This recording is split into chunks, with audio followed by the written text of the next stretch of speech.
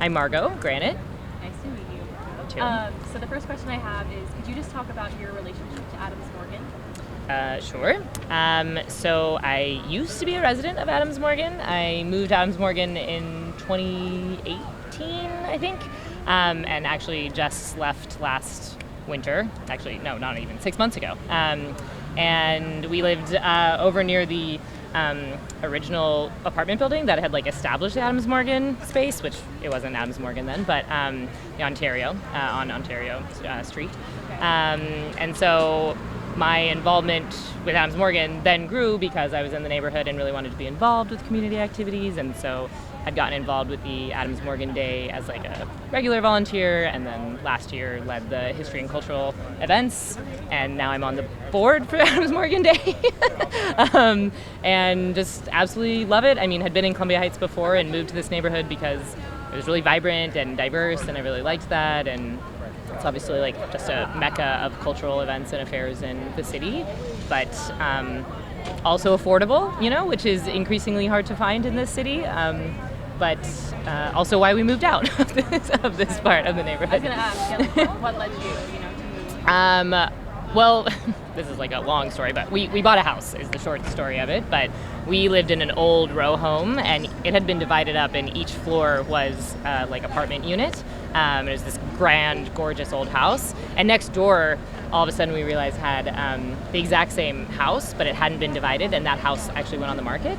And so we went in to look at the house. We did not end up buying that house because it was not affordable and very ridiculously priced, in my opinion. But then, I don't know, we'd done too much and we were down the road, so we kept looking for houses. And so we live in Petworth now. So not far, so we are still coming back all the time. I was going to say, it sounds like you still stayed really involved. Exactly. So I guess, has there been a particular space or place that you found really special or meaningful while you've been living here?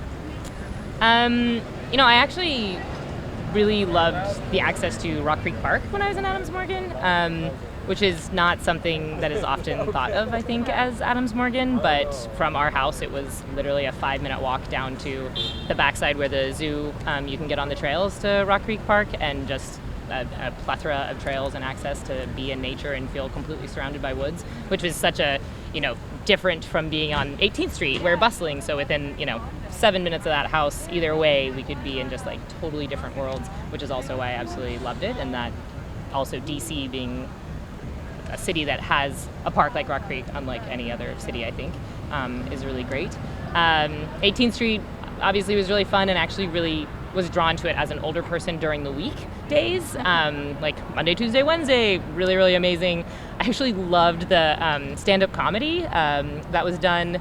I'm not going to remember the name of it, but I think it's right down Belmont on 18th Street.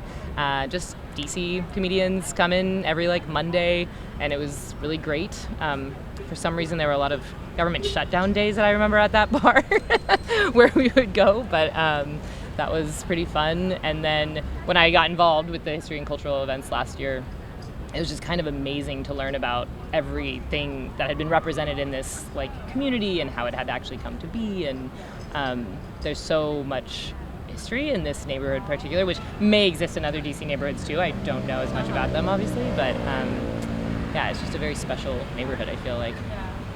And I guess thinking about the exhibit, have you noticed any of those places transform or change since you've been here? Well, so because I hadn't actually been in Adams Morgan that long, I mean, also have seen plenty of change, where oh my gosh, where the 18th Street runs across the bridge, but the coffee shop right there. What's the coffee shop? All of that, yeah, I know. And those restaurants that came in, Tail Up Goat, they, are very new, very much more fancy restaurants, and now apartment buildings, and all that had changed while we were living there, basically. And a lot of even just turnover in the different restaurants that exist on Columbia. 18th Street has also seen a lot. Obviously, the pandemic has changed a lot of things as well, but wasn't as actually physically present for those different changes. But the photos, also having worked with Nancy last year for them, we kind of like started to come up with this idea because she had some of the old photos, especially the green room one that like we were just, I was like amazed to see that she actually had these older photos, and that the green room, what it had actually been, and how important it had been for the community, and now that it's on 18th Street, and that it was like, you know, a rallying cry for like activism and stuff. And then the Ontario Theatre, I think, is one of the big ones, but also where the plaza is now, it won't be a plaza apparently for very much longer, that used to be a theater, and that it like burned down, but this was like 100 years ago, but that just how changed that one's been with also trying to become the gas station, and that like they fought that.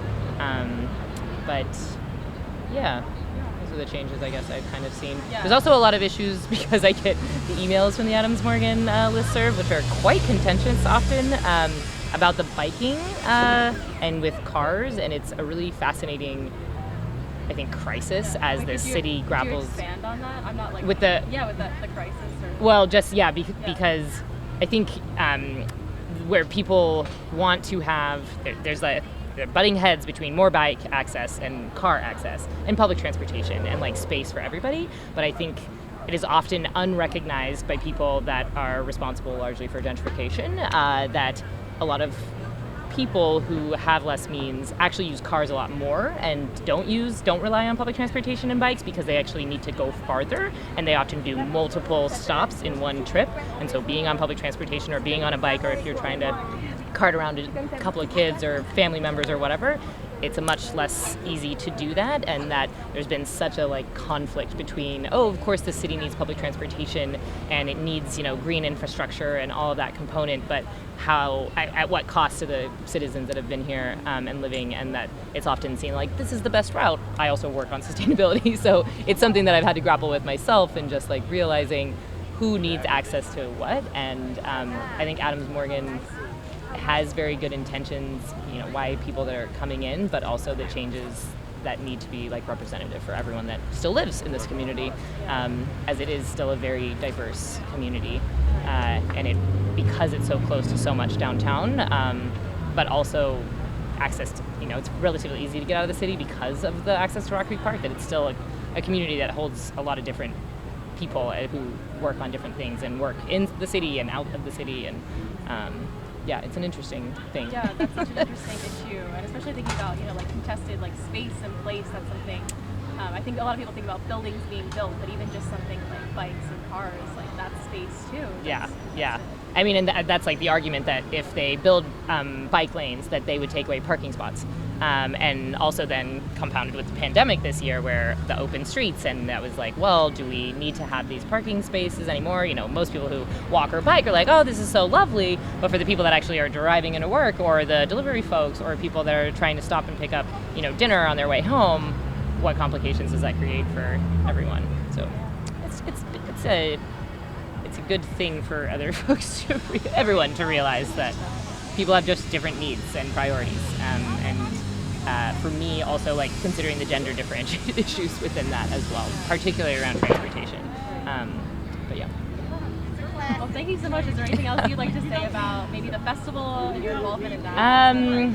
Well, I'm really glad to see that it's happening in person. Last year was kind of a strange hybrid, and this year is also a hybrid. There are, you know, are panels that are like happening online, which is great, but I think, you know, we're all just so thirsty for anything to do and being back in a community, and it's just there's so many people out right now, which is really amazing. And I also think coupled with what's happening with the plaza is really important.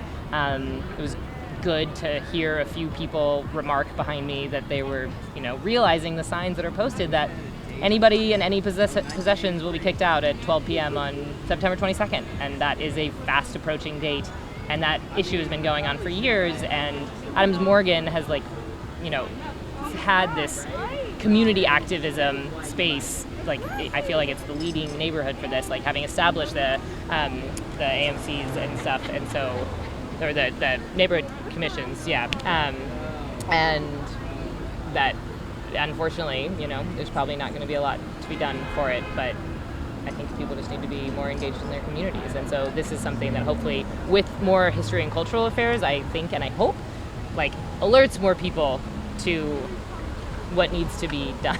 Yeah, but history's Perhaps. important, It is right? very important because history repeats itself, unfortunately. With a lot more issues.